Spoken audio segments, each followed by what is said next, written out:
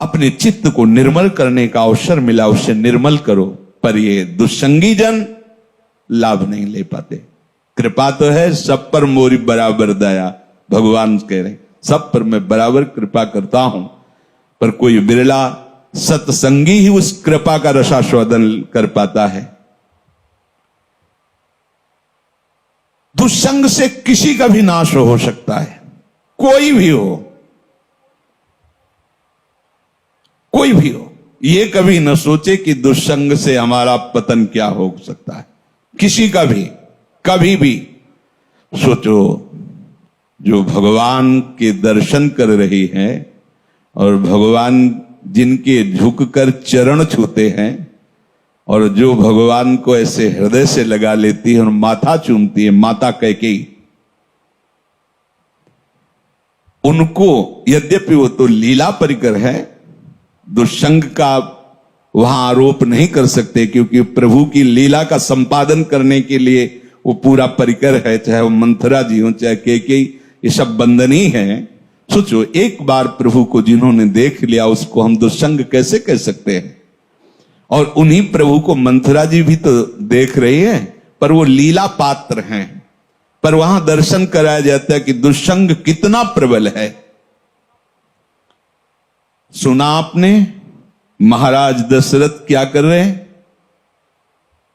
कल सुबह कौशल्या पुत्र राम को राज्याभिषेक चक्रवर्ती सम्राट का युवराज पद कैकेयी जी ने कहा। यह सुनकर के तो ऐसा लगता है कि आज तो जो मांगे मैं दे दूं तेरे को, मेरा राम राजा बनेगा, इससे बढ़कर और क्या बात हो सकती। अभी समझी नहीं आप? अगर भरत राजा बनते और ये बात तुम कहती तो समझ में आती मेरी। मंथरा ने, जब राम राजा बनेंगे तो दासी से ज्यादा तुम्हारी योग्यता नहीं रहेगी, क्योंकि कौशल्या उनकी मां है, वो महारानी के पद पर विराजमान हूं। वो आपको पता है महाराज राम को कितना प्यार करते हैं, उन्हीं के संबंध से कौशल्या जी वैसे ही प्रधान हैं। मुझे तो लगता है कि भरत को जेल में रखा जाएगा और आपको दासी बना के रखा जाएगा। उनका घर फोरी, अगर जबान से एक भी शब्द निकला तो तेरी जबान काट देंगी। मोरे राम भरत दो आंखी, जैसे दाई और बाई आंख को भेद करके नहीं वर्णन किया जा सकता, ऐसे तुझे पता है राम और भरत मेरी दोनों आंखें, घर फोड़ी तेरी जबान काट लेंगे अगर बोली। चुप हो गई।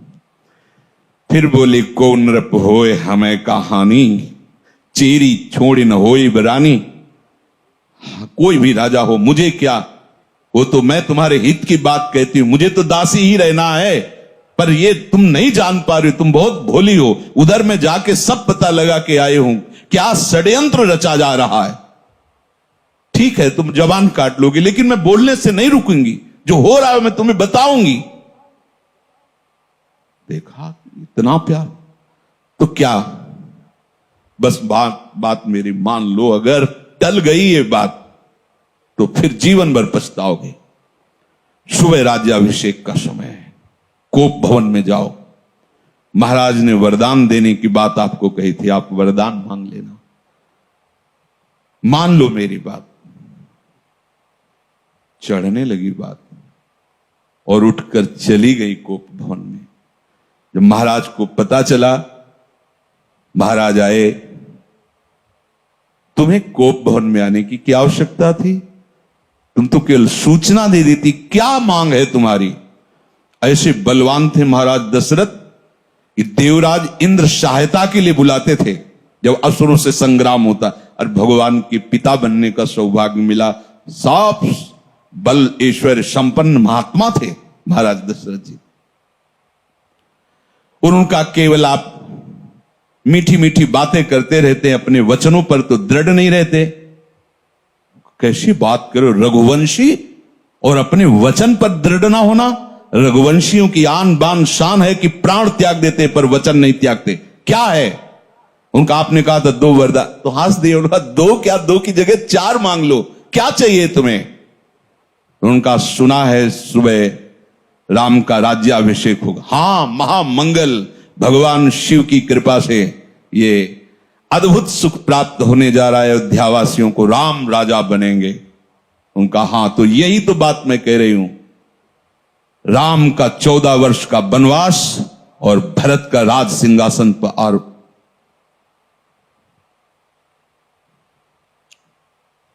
महाराज सोच भी नहीं सकते थे, ऐसी अवाक रह गए, ये क्या। बस यही तो हम कह रहे हैं ना, मीठी मीठी केवल बातें करते हो। दशरथ जी ने कैकेयी जी के चरणों में हाथ रखा, वर्णन आया है, और कहा मेरे प्राण मांग लो तो देने में मैं हिचकूंगा नहीं, लेकिन राम को वनवास ऐसा मत करो।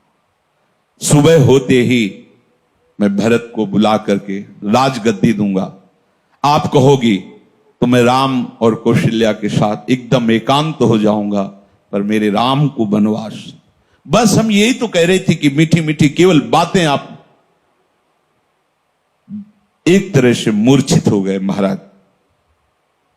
क्या हुआ देखो, कितना आनंद मंगल होने वाला था, कैसा कुशंग ने स्वयं कैकेयी जी को भी वैधव्य सहना पड़ा। और जो नेत्रों का परम लाभ है, 14 वर्ष तक उस लाभ से वंचित रहे प्रभु से।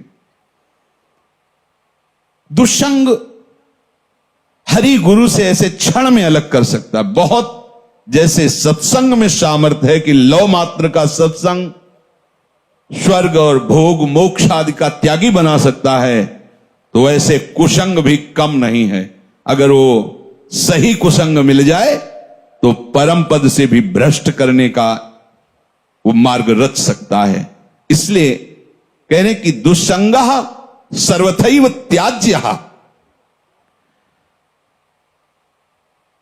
किसे हम समझे कि दुस्संग होने जा रहा है, तो शास्त्र कहता है यद्य शब्भिः पथि पुनः शिष्णोदर कृतोद्यमैः आस्थितो रमते जंतुस् तमो विशति पूर्ववत् सत्यम शौचम दया मौनम बुद्धि स्त्रीर्हीर्यशः क्षमा समो दमो भगश्चेति यत्संगाद्याति संक्षयम ते स्वशान्तेषु मूढ़ेषु खंडितात्म स्वसाधुषु संगम न कुर्यात् छोच्चेषु योषित क्रीड़ा मृगेषु च। जो केवल रसेंद्री के स्वाद में और जनेन्द्री के भोग में है, उसका कभी भी संग नहीं करना चाहिए। शिष्णोदर कृत्योद्यमई, जिसका सारा का सारा उद्यम केवल 2 इंद्रियों के पोषण में है, अच्छा अच्छा खाने को मिले और भोगने को मिले, सबसे बड़ा कुसंग। ये भगवद वाणी। यद सदभी पथि पुनः, सतमार्ग में चल दिया है पर पुनः वो भ्रष्ट हो जाएगा। यद सदभी पथि पुनः शिष्णोदर कृतोद्यमई, जो केवल अच्छा अच्छा खाने को मिले और भोग भोगने को मिले जनेन्द्री से, इतना ही उद्यम है। प्राय देख लो, इतना ही उद्यम है। खूब कमाओ और खाओ और भोगो, बस इतना ही जीवन है लोगों की। बच्चापन से लेकर और मृत्यु तक केवल इतनी ही चेष्टा है, खूब भोग संग्रह करो और उनको भोगो और मर के दुर्गति प्राप्त करो। शिष्णोदर कृतोद्यमई, जिनका उद्यम, जिनका प्रयास केवल 2 इंद्रियों के पोषण में है, ये खाया जाए, ये खाया जाए, ये पिया जाए, ऐसे भोग किया जाए, ये घोर कुसंग है भगवत प्राप्ति के मार्ग में। जो भगवत मार्ग में आगे बढ़ना चाहता है, संगम त्यजेत मिथुन व्रतिनाम मुमुक्षुः सर्वात्मनान विसृजेत बहिरिंद्रियाणि एकश्चरण रहश्चित्तमनंतैः से युंजीत तद्वृत्तिषु साधुश्चेत प्रसंगः। महाराज शौभरी जी अपना अनुभव करके कहते हैं कि यदि भगवत प्राप्ति करनी है तो ऐ मुमुक्षु, कभी मैथुन धर्म से युक्त प्राणियों का संग न करना, क्योंकि मछली के मैथुन को देख करके इनका मार्ग रुक गया और अपने मार्ग से भ्रष्ट हो गए। 50 ब्याह मानधाता की राजकुमारियों से किया। तब लिख संगम त्यजेत मिथुन व्रतिनाम मुमुक्षु, जिसका ये व्रत बन गया है कि मैं जीवन मुक्त होकर भगवान के चरणों की आराधना करूंगा, उसको कभी मैथुन धर्म से युक्त प्राणियों का संग नहीं करना चाहिए। स्पष्ट आदेश है, संगम त्यजेत मिथुन व्रतिनाम मुमुक्षु सर्वात्मनान विसजेत बहिरिंद्रियाणी, अपनी इंद्रियों को बहिर्मुख मत होने दो, अंदर ही अंदर भगवत चिंतन परायण रहो। शिष्णोदर कृत्योद्यम ही जो हैं उनसे दूर रहो, जिनका उद्यम केवल रसेंद्रिय और जनेन्द्रिय के पुष्ट करने में है, ऐसे कुसंग का त्याग करो। जो नीच पुरुषों का संग कर लेता है, बड़ा रंग चढ़ता है, अजामिल सात्विक भाव वाला है, उत्तम कुल से है और अपने धर्म का आचरण करने वाला है, और आज भी वो यज्ञ के लिए ही समिधा लेने जा रहा है, लेकिन वहां वन में एक वैश्या के साथ एक धनी शूद्र बड़ी ही मलिनता पूर्वक आचरण करता दिखाई दिया। बस उस हाव भाव और उस चेष्टा को देख करके ये धर्म का त्याग करके और उसी वैश्या में ऐसे आसक्त हुए, केवल भगवान नारायण नाम के प्रभाव से बच गए, नहीं तो ऐसी दुर्गति होती। यम के दूत तो आए ही थे लेने, पुत्र के बहाने से नारायण निकल गया, बात बन गई। एक दृश्य ने अजामिल को धर्म से युक्त निष्ठा वाले को परास्त करके घोर निंदनीय विषयों में फंसा दिया। एक दृश्य ने मछली की मैथुन क्रीड़ा ने महाराज सौभरी को फंसा दिया। ऐसा न समझे कि आप के ऊपर कुसंग का प्रभाव नहीं पड़ेगा। हम देखते हैं एक चेष्टा ने वेश मंत्र मर्यादा सबका त्याग करवा दिया। कुसंग बहुत जोरदार है, अगर सत्संग जोरदार है तो कुसंग भी जोरदार है। अगर देवताओं में दैवी शक्ति है तो आसुरों में राक्षसी शक्ति है। खदेड़ देते, कभी कभी स्वर्ग से खदेड़ देते देवताओं को, भगवान आकर रक्षा करते हैं। ऐसे ही खदेड़ देता है दुस्संग कभी कभी सत्संगियों को, दौड़ा देता, भगा देता है। बहुत बड़ा बल है। जो ऐसे नीच पुरुषों की बहकावे की बातों में आकर क्या सुख है, मौज लो यार, जिंदगी मस्ती के लिए मिली, कहां बाबा लोगों के चक्कर में फंस के सब, अरे कुछ नहीं है, तुम्हें बता रहे कुछ नहीं है, जितनी जिंदगी मिली मौज से जी ले यार, काहे को टेंशन। हाँ, तो फिर पूरे विश्व में कोई टेंशन युक्त होना ही नहीं चाहिए, क्योंकि सब मौज में लगे। जीवों की हत्या करके उनका मांस खाना, मदिरा पीना, व्यभिचार करना, नए नए व्यभिचार करना, तो सबको मस्त होना चाहिए। अगर हमको ये दिखाई दे कि तुम्हारी बात सत्य है तो हम सुने, सब टेंशन में है। कोई भी प्रभु को साक्षी करके बोले कि भजन के बिना किसी का हृदय शांत हो गया है, तो मुझे एक भी व्यक्ति विश्व में नहीं, ये महापुरुषों ने देखा है अपनी दिव्य दृष्टि से। स्वयं भगवान कह रहे हैं, भोगों को भोगने वाला अशांत होता है, वह अशांतस्य कुतः सुखम, जो अशांत है, जो आशाओं की भोगों की फांसी में बंधा हुआ, वो का सुखी हो सकता है। ये दुष्ट जन ऐसी प्रेरणा देते हैं। इनके संग से ध्यान दीजिए, सत्यम शौचम दया मौनम बुद्धि श्री धीर यशा क्षमा समो दमो भगश्चेति यत् संगाद्याति संक्षयम। जहां इन दुष्ट पुरुषों का संग मिला, सत्य गया, सत्य मार्ग छूट जाएगा। ऐसा है बहुत। जैसे सत्संग की महिमा है, ऐसे दुस्संग की महिमा है। महाप्रभु चैतन्य देव भगवान के साक्षात स्वरूप हैं, प्रेमावतार हैं, और कृष्णदास नाम का सेवक, महाप्रभु ने उसको ही संग चलने के लिए कृपा करके अनुमति दी थी तीर्थ यात्रा में। और जब कुसंगियों का संग मिला तो इसने महाप्रभु को छोड़ दिया।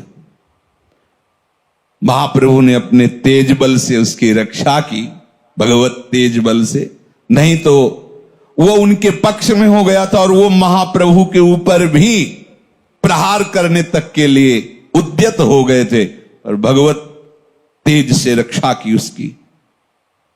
तब समझ में आता है कि भगवान के पास से भी कुसंग घसीट सकता है।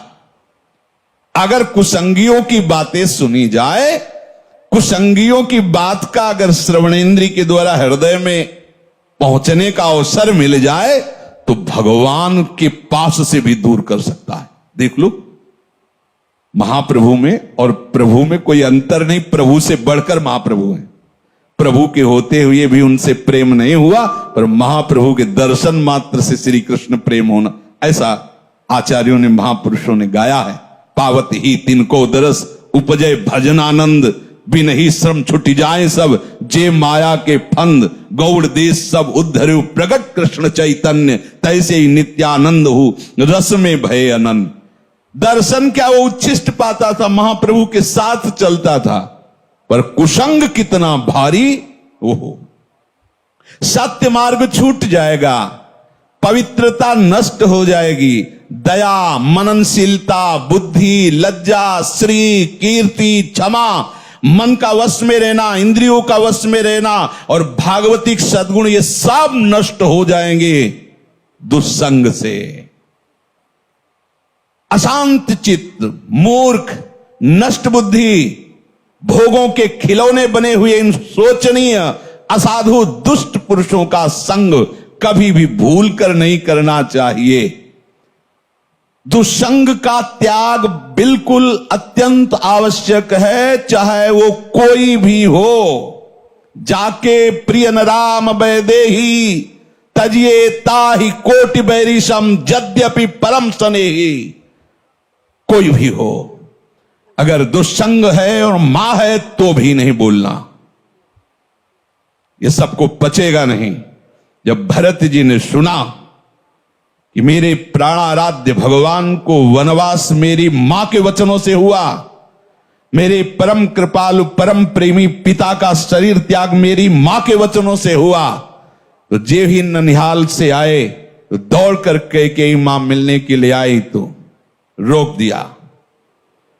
और शब्द जो बोला वो बहुत ही कठोर बोला, पापिनी, आज के बाद तेरा कभी भरत मुख नहीं देखेगा। 14 वर्ष व्यतीत होने के बाद जब प्रभु पधारे तो सबसे पहले कैकेयी मां के पास गए। बड़े करुणा में मर्यादा पुरुषोत्तम, हृदय से लिपट कर कैकेयी जी रोई और कहा, बेटा एक इच्छा है, जब से ये लीला हुई तब से आज तक भरत ने कभी मां नहीं कहा, तुम आदेश करोगे तो एक बार वो मां कह देगी तो मेरा हृदय जो जल रहा है शांत, एक बार केवल मां कह दे। प्रभु कुछ बोल नहीं पाए, विचार किया। भरत जैसे महाभागवत एक बार जो निश्चय कर ले उसे टाला नहीं जा सकता, और भरत मेरी आज्ञा को नहीं टाल सकता। अब ऐसी परिस्थिति में निश्चित वो प्राण त्याग देगा। अगर हमने कहा कि कैकेयी जी को मां बोल दो तो मेरी आज्ञा उल्लंघन नहीं करेगा, और निश्चय इतना प्रबल है इसलिए दोनों बातों की रक्षा के लिए प्राण त्याग देगा। दूसरे भगवान ने कहा ही नहीं, जीवन में कभी मां नहीं कहा। साष्टांग प्रणाम करके हाथ जोड़कर ग्रीवा झुकाकर खड़े होते थे प्रहलाद जी हिरण्यकश्यप के सामने। जब उसने भगवान श्री हरि की निंदा की तो दैत्यराज कह के संबोधन किया, पिताश्री कह के संबोधन नहीं किया। जाके प्रिय न राम वैदे, कोई दुष्संग कहीं भी हो सकता है, बता रहे हैं, वृत्ति से हो सकता है, व्यक्ति से हो सकता है। तो प्रभु कह रहे हैं, स्वयं ये भगवान के वचन है कि बरु भल बास नरक करताता, दुष्ट संग जन देई विधाता। भले नरक का वास हो जाए तो अच्छा है, उससे पाप क्षीण होंगे, लेकिन दुष्ट का संग ठीक नहीं। दुष्ट का वास, दुष्ट का संग, दुष्ट से मित्रता, दुष्ट से संभाषण बिल्कुल ठीक नहीं। बरुभल बास नरक करता, भले नरक में हमें वास मिले लेकिन दुष्ट का संग ना मिले। दुष्ट संग से केवल दुराचारी मनुष्यों का ही संग नहीं समझना चाहिए। अपनी इंद्रियां, अपने मन की पेशगी भी दुष्ट संग है। ये जो हमारा मन भगवत भजन के विपरीत प्रेरणा कर रहा है, ये बहुत सुंदर है, ये अच्छा है, ऐसा देख लें, वो सुन लें, वो भोग लें, ये भी दुष्ट संग है। ये इंद्रियां दुष्ट हैं, ये मन दुष्ट है, जब तक ये संतुष्ट नहीं हो जाते। और इनके संतोष होने का एक ही कारण भजन, दूसरा नहीं। माता देहूती जी भगवान कपिल देव जी से कहती हैं, भगवान भोगों को भोगते हुए दुष्ट इंद्रियां कभी तृप्त नहीं हुई, आज भी जला रहे। जबकि महान योगेश्वर से संपन्न भगवान करदम जी ने ऐसी रचना रची थी, तो कपिल देव जी से कह रहे कि भगवान ये दुष्ट इंद्रियों के द्वारा ऐसे दिव्य भोगों को भोगने पर भी आज तक तृप्ति नहीं। ये दुष्ट शब्द उच्चारण किया इंद्रियों के लिए, ये मन बड़ा दुष्ट है। जब तक ये भगवदाकार नहीं हो जाता तब तक अपना मन, अपनी इंद्रियां, इनसे सावधान रहे। ये कुसंग है। हर बात मन की मानना, इंद्रियों की मानना, हर बात मन और इंद्रियों की अपनी मानना, ये बहुत घाटे का सौदा है।